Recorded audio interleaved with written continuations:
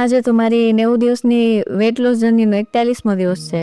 પણ સાચું કહું તો આજે તો કાંઈ ગણતરી જ નથી, કોઈ ટાર્ગેટ નથી. ગઈકાલ મારા દીકરાને પહેલી વાર હોસ્ટેલમાં મૂક્યો ને તો આજે આખું ઘર સૂનું સૂનું લાગે છે. અને સવારથી જ આમ મન ક્યાંય લાગતું નહોતું. જે ઘર અત્યાર સુધી એના અવાજથી જ આમ ગૂંજતું હતું આજે તો હાવ સુમકાર વિચિત્ર પ્રકારની શાંતિ લાગી. આજે મને એમ એક્સરસાઇઝ કે ઓકે કાંઈ કરવાનું મને ઘરકામે મને મન નહોતું લાગતું એમ.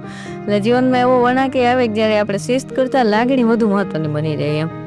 આજે મેં મારી જાતને એક ઇમોશનલ બ્રેક આપી દીધો. એટલે આજે કાંઈ મેં કેલરી કાઉન્ટ કે કાંઈ જ કર્યું નથી.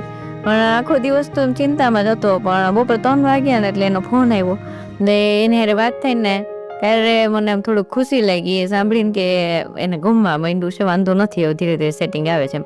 એટલે આપણે સંતાનની ખુશી બીજું આપણે શું હોય, બરાબર ને.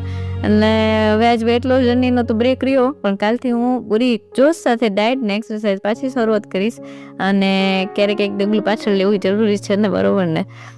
ને તમે પણ ક્યારેક મારી જેમ આવું લો ફીલ કરો ને, ઇમોશનલ થોડુંક ઓલું થઈ જાય આપણને ત્યારે, તો એમાં કાંઈ બ્રેક લેવામાં ખોટું નથી કે હાર નથી માની આપણે, પણ એવો 1-2 દિવસનો બ્રેક લેવો એ કાંઈ ખોટું નથી એમ.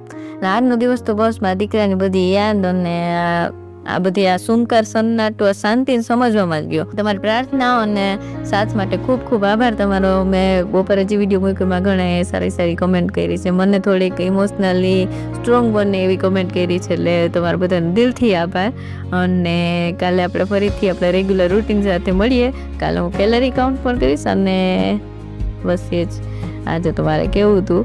ને આજ મારું મને થોડુંક આમ ભારે ભારે હતું, પણ એની યાર વાત થઈ ગઈ. હું તમને ક્લિપ સંભળાવી દઉં એની થોડીક, કે શું વાત થઈ અમારે, એમ થોડુંક સંભળાવી દઉં તો તમને ખ્યાલ પડશે કે નહીં એને ગમવા માંડ્યું. એટલે મને થોડીક રાહતી લાગી. ચટણી ને સાંભાર સરસ, સારું હતું ખાવાનું. તો બરોબર. બાકી તારા રૂમમાં જે છોકરા છે તોફાની નથી, તારા જેવા જ છે તો ભલે. સારું. કોઈ રોવે છે કે નથી વાંધો?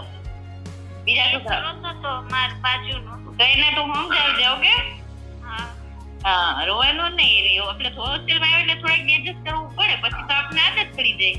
મોંઠાળ છે ને એ અઠવાડિયામાં ફૂટાડી દેજે, અને તારા આજુબાજુ જે છોકરા છે તારા દોસ્તાર એને દેજે. તો ભલે, નહીતર નકામ બગડી જાય. એના કરતા બધા ખાઈ લે. હા, બધા મળીને જાય. ત્યાં ખાવાનું કેવું આપે છે 3 ટાઈમ? સારું છે તો વાંધો નહીં. ભાવે તો ચણાનું શાક, મોટા ચણાનું, અને દાળ ભાત. બરોબર. દહીં. આ દહીં કેવું હતું? સારું હતું. તો સારું. વ્યવસ્થિત ખાઈ લેજે વઠેડીને, ઓકે? મજા આવે? હા. તો સારું. બાકી બધા છોકરા એ કોઈ ઓલે થતા હોય ને તો આપણે હિંમત આપવાની, ને અમે બધા તો અહીં આપણે બધા મસ્તી કરશે, મજા કરશે એમ કહેવાનું, બરોબર ને? હા, ને આપણે એવું ઢીલું નહીં પડવાનું ને આજુબાજુમાં આપણે દોસ્તારને ઢીલા નહીં પડવા દેવા.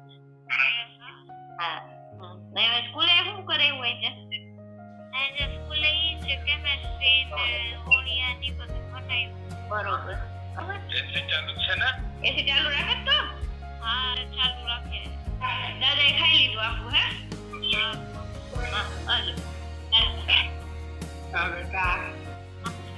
જય શ્રી કૃષ્ણ. अच्छा ये बेटा हाँ हमारे कितने बजे उठाए बेटा? हमारे ये तो 5:30 उठाए. अच्छा कितने बजे नावा कियो? नावा को 5:40. अच्छा ओके सरस. બીજું શું કરસ? બીજું તો કાઈ નહીં અત્યારે. અચ્છા હું તો છો? ના ઊભો. अच्छा ऊपर ठीक मजा है ने? सजावी जाओ दियो. આવી ગયા બસ. હા આવી બેટા. જય શ્રી કૃષ્ણ. જય શ્રી કૃષ્ણ. હું છે હારી સિંહ બેટા હંદુઈ? હા બસ એમ રેતા શીખી જાજે હંદુયા.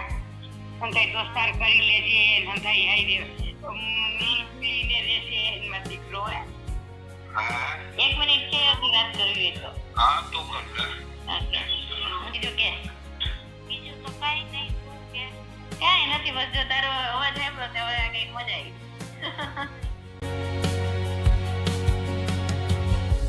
7-8 પર સાંભળી લીધું મેં આ રેકોર્ડિંગ.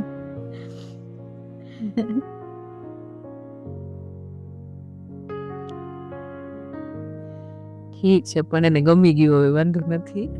પેલો દિવસ છે ને આજે, આમ અઠવાડિયું થઈ જાય ને પછી એકવાર ઘરે આવીને પાછો જાય ને તો પછી આપણને થોડીક રાહત લાગે ને હવે એને વાંધો નથી. એના દોસ્તાર બધા કે એમાં તે એનો રૂમમાં જે છોકરાઓ છે એ બધાનું એમ ફોનમાં તો વાત કરી આજે બરોબર લાગ્યું, ભાઈ વાંધો નથી. એને થોડીક રાહત લાગી કે હાલો ધીરે ધીરે સેટિંગ તો આવે છે ભાઈનું. અને કોઈ દી મૂક્યો ના હોય મૂકીએ એટલે આપણને એમ થાય ને. અને એને યાર ફોનમાં વાત કરીએ પછી મને વાંધો નથી, પછી તો મને સારું લાગ્યું. મારા સાસુ સસરા ને શ્રેતના પપ્પાની થોડાક ઇમોશનલ થઈ ગયા હતા બપોરે ફોનમાં, પણ હું થોડીક વધારે સ્ટ્રોંગ રહી હતી બધે. મને એમાં તો હું વધારે ઓલી છું, પણ આજે મને ખબર પડી કે અમારા ઘરમાં હું જ એક બરબાદર છું, અમારા ઘરના બાકી બધા આમ છે ઇમોશનલી થોડાક. એટલે એને ઠીક છે, હવે તો શ્વેત વાંધો નથી, ફોનમાં વાત થઈ એટલે રાહત લાગી ગયા. બાકી તો હોસ્ટેલ તો ભાઈ ઘર જેવું તો નથી જ થવાનું, પણ ની સારું છે. શ્વેત એ સ્ટ્રોંગ છે ને જરૂરી છે એના માટે, એટલે આપણે હવે મજબૂત બનવું પડે મનને, બરોબર ને. ઇનક્રોસ માર્ક, કારણ કે કાલે શ્વેતને મૂકી આવ્યા અને આજે તો પહેલો દિવસ છે એટલે હું થોડોક ઇમોશનલી મારો લો દિવસ લ્યો, પણ શ્વેતને અહીંયા ગમે છે એટલે મને થોડીક હિંમત છે અને મનમાં થોડુંક રાહત લાગી કે ભાઈ ના હવે વાંધો નહીં આવે, ધીરે ધીરે ભાઈ સેટ થઈ જાય. ફરી પાછો મળી આવતીકાલે રાત્રે 10 વાગે. ત્યાં સુધી ચમકતી ચાંદની અંદર રજા આપો. જય શ્રી કૃષ્ણ. ખુદની તબિયતનું ધ્યાન રાખજો, પરિવારનું બધાનું ધ્યાન રાખજો. ઓકે.